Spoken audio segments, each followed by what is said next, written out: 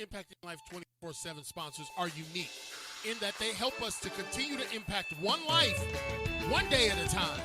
Our gold sponsors, Michelle Perry. She is the host of the Successful Diligence podcast and best-selling author of The Pebble in My Shoe.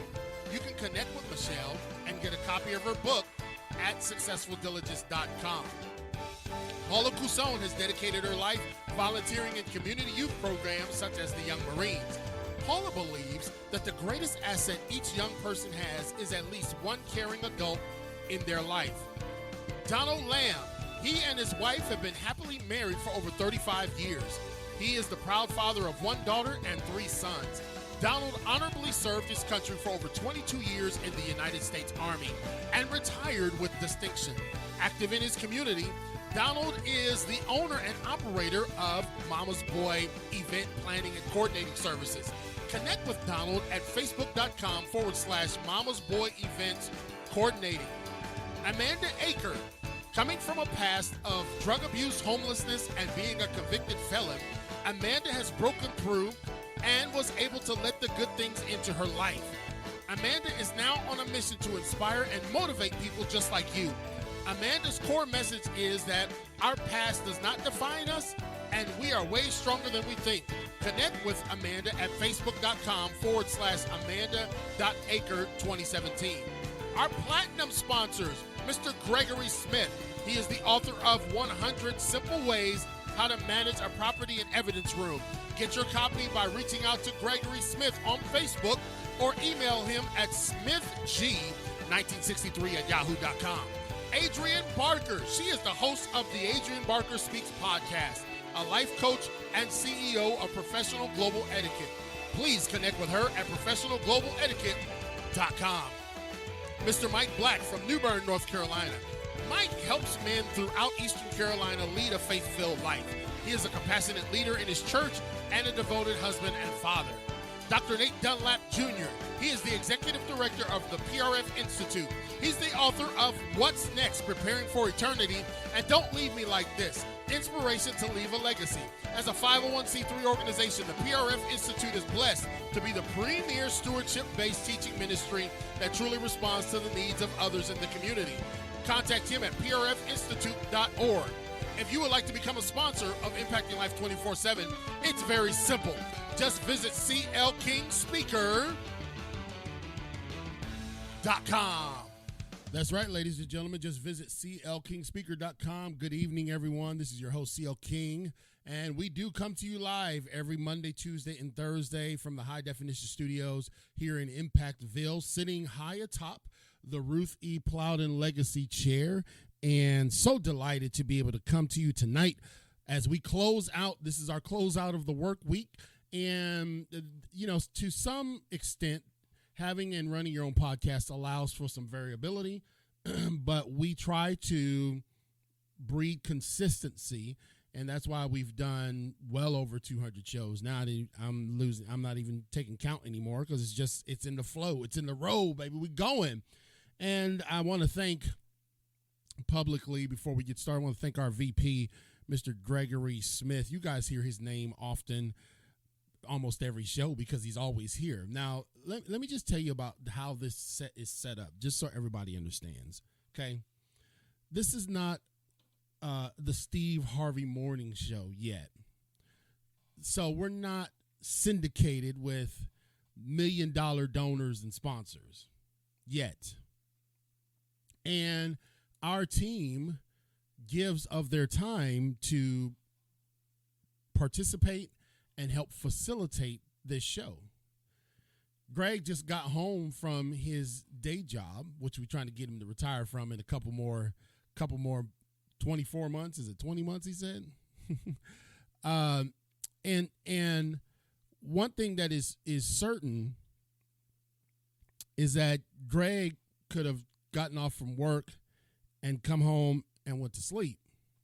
I told the team that, hey, listen, I need to get on the show early tonight. I need to start early because I'm just wore out. I'm waiting on a sleep study. Just bearing my soul here to y'all. I'm waiting on a sleep study for me to get a sleep study because I don't get really good sleep. I keep crazy hours, and then on top of that, I don't sleep well. So stop and breathing and all that kind of stuff. So I'm tired all the time, but I'm pushing. I grind. I make it happen.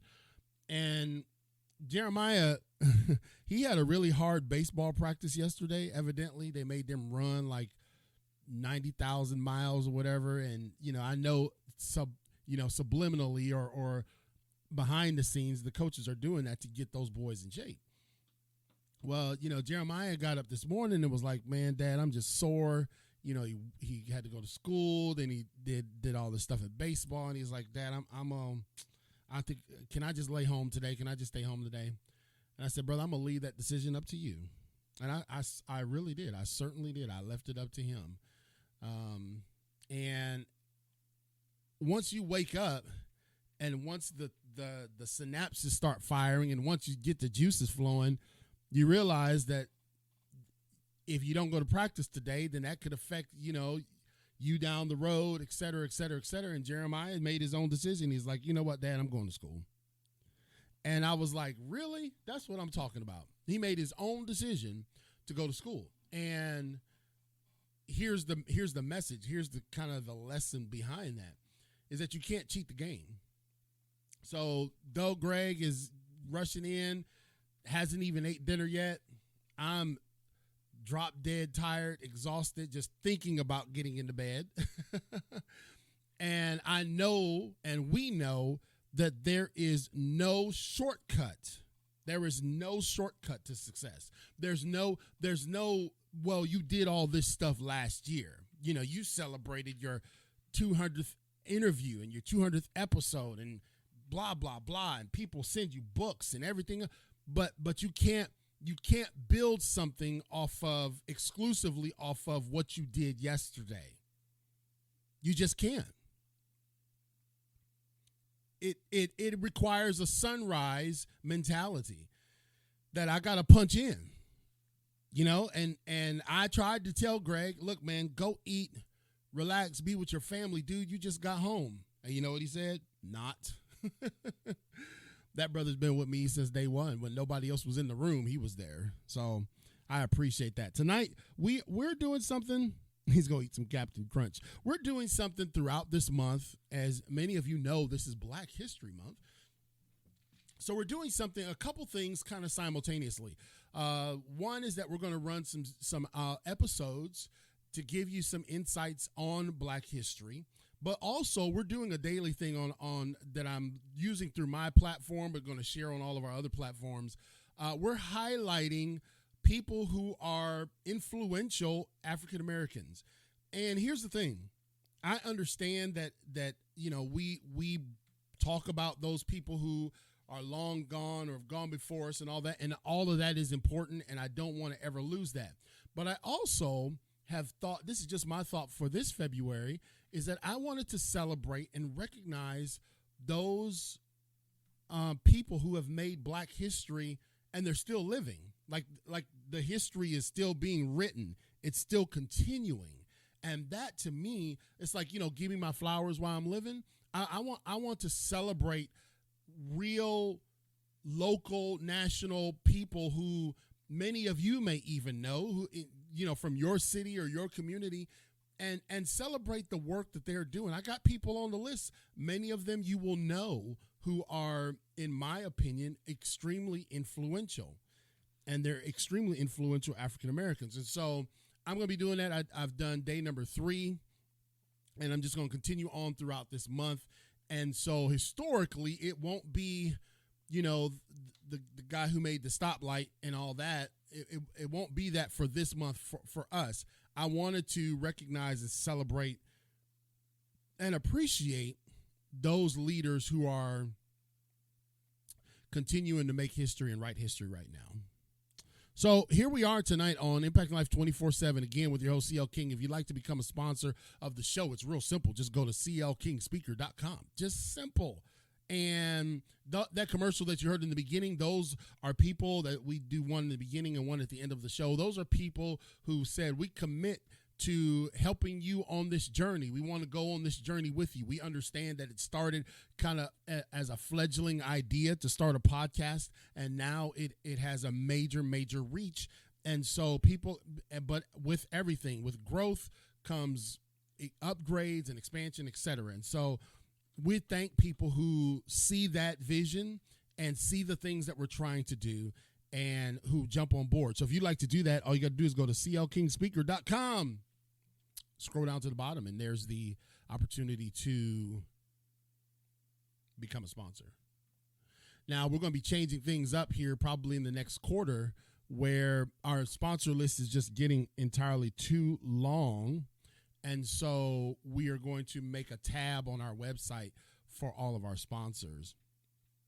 And Greg, yes, you will be highlighted this month, just so you know. But Greg put in the comments, for those of you who are listening to our podcast, he says, since we're celebrating and recognizing and in the throes of Black History Month, he said he is the first certified international evidence specialist and national published author, first ever for the NBPD. That's the New Bern Police Department. Small shout out to himself. So is that the first African American or first in general, Greg? Just so we got that clear, because that'll be a great point for us to point out when we do your spotlight. I'm doing spotlights for, like I said, modern day heroes, and these are people who are still writing the history. They're still making history, you understand? And I think that's important that we do that. Sometimes, we leave those people who are doing so great right now and carving out a path, and then we go backwards to talk about people who did that. I think we should have both of those conversations. But my inspiration this Black History Month was first African American and first ever to do both. Wow. For the New Bern Police Department. First author and first certified international evidence specialist. See, that's why you can't get away with nothing with Greg. That brother knows everything. He's an evidence specialist. So I want to give a little bit of, we will go back for a moment and let's just talk a little bit of history, the importance of Black history and why it should be celebrated. Why it should be celebrated even beyond February. And I'm going to read an article to you and listen to this and get some insights about Black History Month. In 1925, Harvard-trained historian Carter G. Woodson, known as the father of Black history, had a bold idea. That year, he announced Negro History Week, a celebration of people that many in the country at the time believed had no place in history. I imagine when he rolled that out, that was a bit of a challenge for him.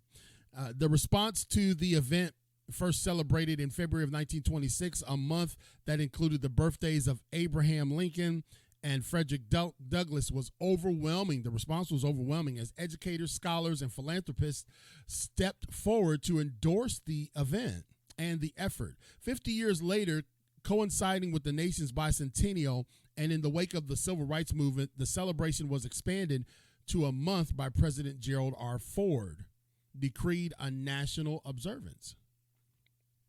So it's important. I think it's important that we understand the foundations. I give a speech entitled "No Time to Forget." So, though I am dealing with modern day history folks that are paving the way, that's why I said we have to have both conversations, because if you don't understand your history and if you don't keep your history somewhere at a close fingertip, you can forget it. That's ask the children of Israel when they had Joseph, who saved the entire nation from famine, and then Joseph died, the Pharaoh died, and that whole generation died.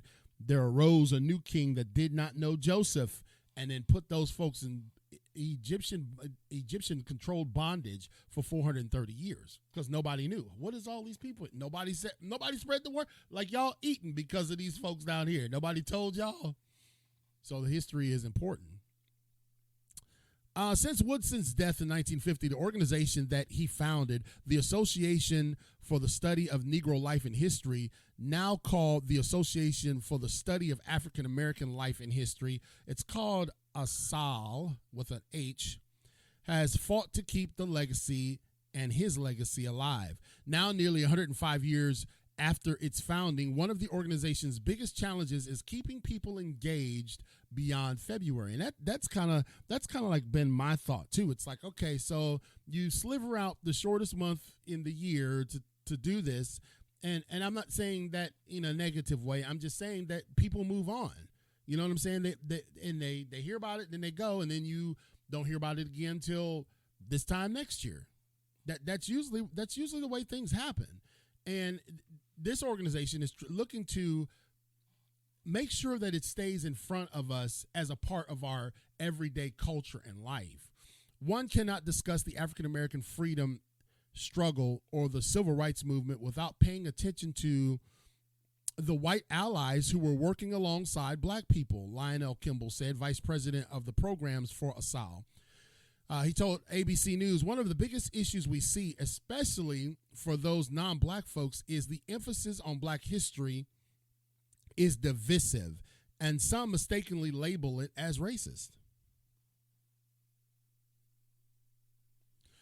So here's, and I've heard this myself, ladies and gentlemen. I've heard, well, why don't we have a White History Month, and why don't we have a, you know what I'm saying? Like it goes on.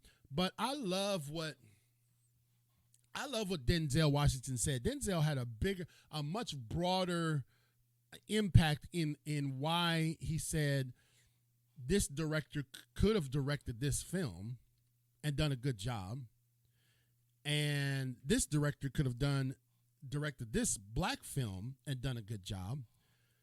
But they don't understand. Everybody in the black community understands the sound of hearing the hot comb going through your hair on a Saturday afternoon. The sound, the smell, it's a culture. And so one of the areas of frustration in the African American culture was that there was a lot of division, and there was a lot of divisiveness, and there was racism, and there was segregation. And so that is a part of the culture of the African American story. That's just a part of it.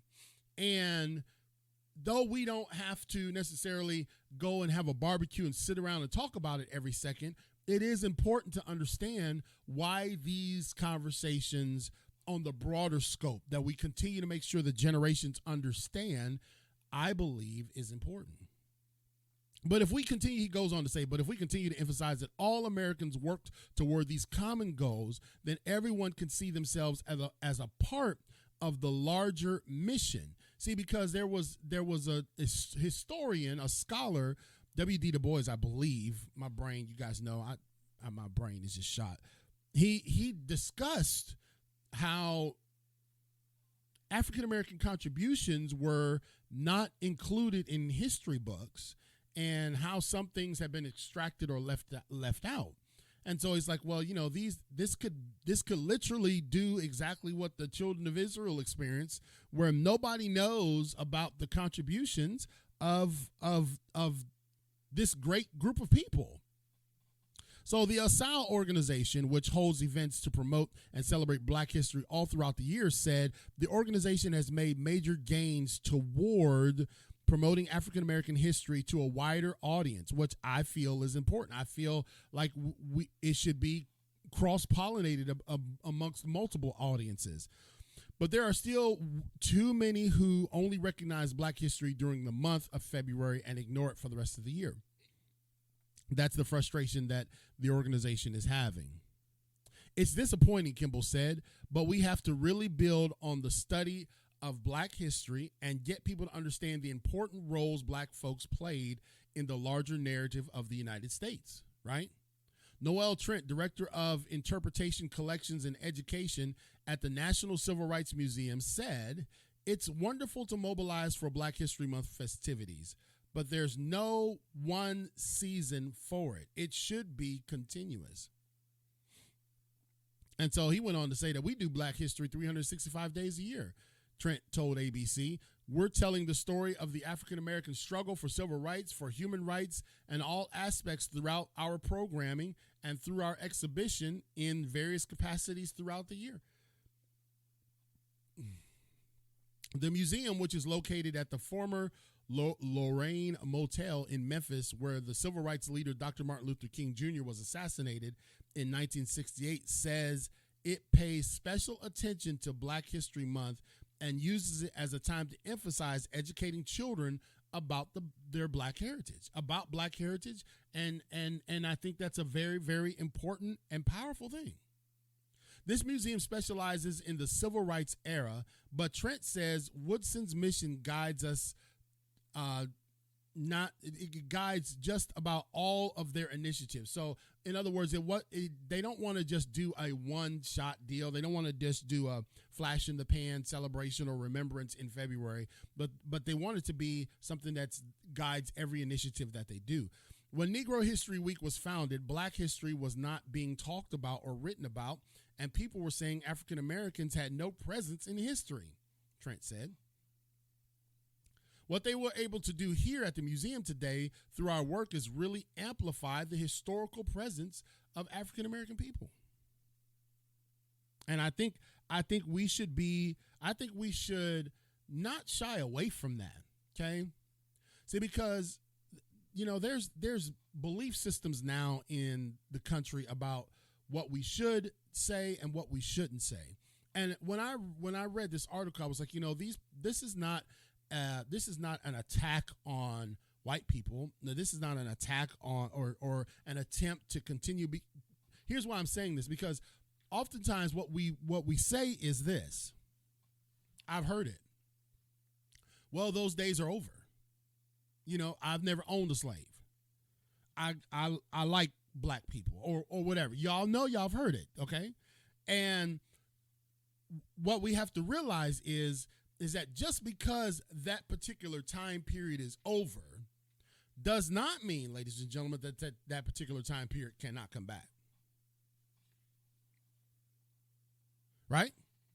Just because you lose 40 pounds and you look skinny today, let your guard down, and we'll come back and see you in 365, and you'll be looking like Professor Clump from The Nutty Professor. It is important that we keep our foot on the gas relative to understanding these things, to where we can collaboratively keep them as a part of our American culture. As a part of her work in the museum, Trent said that she is frustrated that Black history tends to be ignored by popular culture once February ends. Instead, she thinks Black History Month should be seen as a starting point for a larger conversation about how to incorporate Black history into American history as a whole, which I fully agree with. I understand that culturally organizations are in different places, but ideally, now, of course, this was written a year ago, we would like people to be more inclusive. But if we start just doing it in February, then the next step is, how can we incorporate this into other days of the year, right? So in other words, when it's another day of recognition, that it's not just, you know what I mean? We incorporate the contributions and the significant accomplishments of African Americans as well as other Americans. If companies, schools, and other organizations keep regulating the story to just February, they're missing the point of Black History Month, according to Trent. Kimball of the ASAL organization said the organization has been growing a number of partnerships and interest from corporate donors and organizations that aren't necessarily Black oriented. And that's where you really start to win, the narrative, hey, look, we can all do this together. As more companies look to address issues surrounding diversity and inclusion. He said the increase is very encouraging, but it isn't enough to indicate a significant trend just yet. So we're working in the right direction. We're going in the right direction. We're finding ourselves getting to the right place, but it's like you don't turn the Titanic on a dime. And so this is a Titanic conversation, Black history. And Trent goes on to say, I would just like to see companies do more, but all we can do is keep pushing and educating folks who have an interest in Black history and Black studies. The ASAL organization picks a theme each year to bring to the public's attention important developments that merit emphasis. This year's theme is African Americans and the vote. So in 2020, that marked the year of the centennial of the 19th Amendment and the culmination of the women's suffrage movement. It also marks the sesquicentennial of the 15th Amendment, which gave black men the right to vote in 1870 following the Civil War. Ladies and gentlemen, this is what, when you think about it,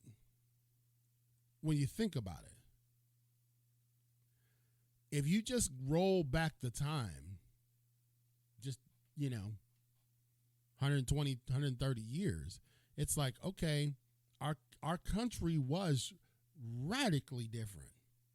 Now, fast forward to today. I do feel, and I've talked to many of my friends, that we've come an extremely long way. I thank God every day for the things that we can do and do as Americans. But it is true that this is a part of our history. It's a part of our country's legacy. It just really is. And it doesn't have to be offensive for it to be included. You understand? This isn't a conversation that only black folks should be having. We look at ourselves as a diverse nation. I think everyone should have these conversations about their history, Kimball said. We want people to see that their stories are valuable and that you don't have to be this intentionally or internationally renowned figure to do great things. I 100% agree with that too. You can do great things and be you. You could do great things and be Greg Smith. Greg Smith, this brother is the first certified international evidence specialist and national public author of the New Bern Police Department. First African-American to do either one at that police department. So I'm gonna have a good write-up for you, Greg. And let's just look at a couple. This is gonna be a short show tonight, guys, because I'm giving everybody some rest. I'm gonna get some myself, but I wanted to cover just a few kind of why we honor this month, and give you some highlights of past contributors to African-American history. You guys know Dr. Carter G. Woodson, known as the father of black history. We just talked about him. William Tucker was the first known black person to be born in the 13 colonies. He was known as the first black person to be born in the 13 colonies. See, because watch this. He was born near Jamestown, Virginia in 1624. His parents were indentured servants and part of the first group of Africans brought to colonial soil by Great Britain. In 1634, his parents participated in the establishment of Elizabeth City County, Virginia, which is now the city of Hampton. Look at that, y'all. In 1738, a group of newly freed men and women founded the town Garcia Real de Santa Teresa de Mos, Florida. That's all one word. There were an estimated 100 people in the town's population, just 2 miles away from St. Augustine. It's considered to be the first ever free black settlement in the U.S. It was abandoned following the 7-Year War in 1763, and in 1994, it was designated as a National Historic Landmark. It is estimated that around 100,000 slaves escaped to the north via the Underground Railroad between 1810 and 1850.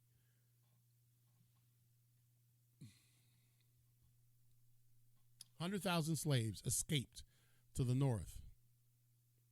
And this is important, ladies and gentlemen. This is why having a robust, inclusive discussion is important, because it was a reality. 1810 to 1850, people were hiding and running, fleeing a locale for their life in hopes of freedom. I couldn't imagine. I mean, I'm here in the South, and that would have been me. That would have been you, Greg, because you definitely from the South. On July 2nd, 1777, Vermont became the first colony to ban slavery. Vermont's legislature agreed to abolish slavery entirely, and it also moved to provide full voting rights to African-American males. Y'all know that about Vermont? Educator and abolitionist Lucy Stanton was the first black woman to graduate from college. She completed a ladies' literary program and graduated from Oberlin College in 1850. Her commencement speech was an appeal for anti-slavery. Like we're making I couldn't imagine. I mean, I've given dozens of commencement speeches, and I couldn't imagine given a commencement speech to say, can you guys please stop enslaving my people? But that's really what happened, man. Allensworth is the first all-black Californian township, founded and financed by African Americans, created by Lieutenant Colonel Allensworth in 1908. The town was built with the intention of establishing a self-sufficient city where African Americans could live their lives free of prejudice. Kathy Williams was the first and only female Buffalo soldier. You know what she did? She went in and she posed as a man and enlisted as William Cathay in the 38th Infantry in 1866. So she was a Buffalo soldier. That's cool. You guys know George Crumb Speck, a chef and restaurant owner who is said to have created the potato chip. We need to leave them things alone because they're so good. Whatever you put in them, it's like you can't just eat one. Garrett Morgans, I remember seeing books about him. Inventions continue to save lives. His take on the traffic light signal, which was patented in 1922, was the first to offer a third caution signal, which is known as the yellow light. This was patented in 1922. In 1912, Morgan received a patent for his breathing device, which was one of the earliest versions of the gas mask. Alexander Miles' elevator design made it riding on an elevator safely. Previously, elevators were operated manually. I don't know how they managed to pull that off. People had to consciously open and close the doors to both the elevator and the shaft every time. In 1887, Miles obtained the patent for including a flexible belt attached to the elevator cage, allowing the doors to function automatically. He was inducted into the National Inventors Hall of Fame in 2007. So these are some amazing things people have done in inventions, sports. In 2012, in the London Olympics, Gabby Douglas became the first black gymnast to win the individual all-around title. On September 7th, 1960, Wilma Rudolph made Olympic history by becoming the first woman and first African-American woman to win 3 gold medals. She became known as the fastest woman in the world. Look at that, man. In politics, Dr. Martin Luther King was assassinated on Maya Angelou's birthday. On April 4th, 1968, Angelou stopped celebrating her birthday for many years afterwards and sent King's wife flowers every year for more than 30 years until Coretta's death in 2006. The godfather of soul, James Brown, performed in front of a televised audience in Boston the day after Martin Luther King Jr.'s assassination. Brown was credited for preventing further riots with that performance. Yeah.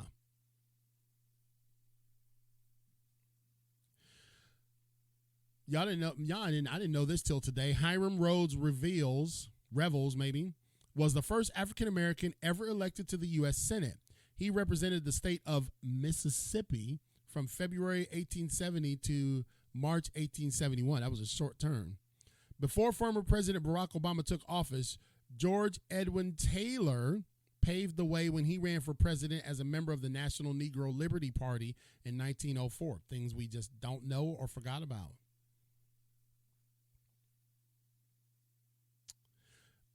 Did you guys know I'm just going to give you one more about President Obama. Former President Obama has won 2 Grammy Awards. His first was honed in 2005 for the audio version of his memoir, Dreams of My Father, Best Spoken Word album. and received his second Grammy in the same category in 2007 for his political work, The Audacity of Hope. And then last point, the National Museum of African American Music opened in 2021 and is the only museum dedicated to preserving the legacy and celebrating the accomplishments of the many music genres created, influenced, and inspired by African Americans. So that would be something to be able to take in. I definitely, before my time expires on this earth, would love to go see the museum where Dr. King was assassinated. Greg, have you seen that?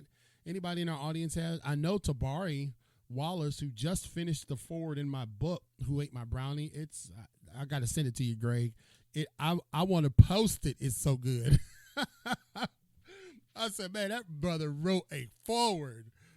I said, man, I wish I could just make this a Facebook post.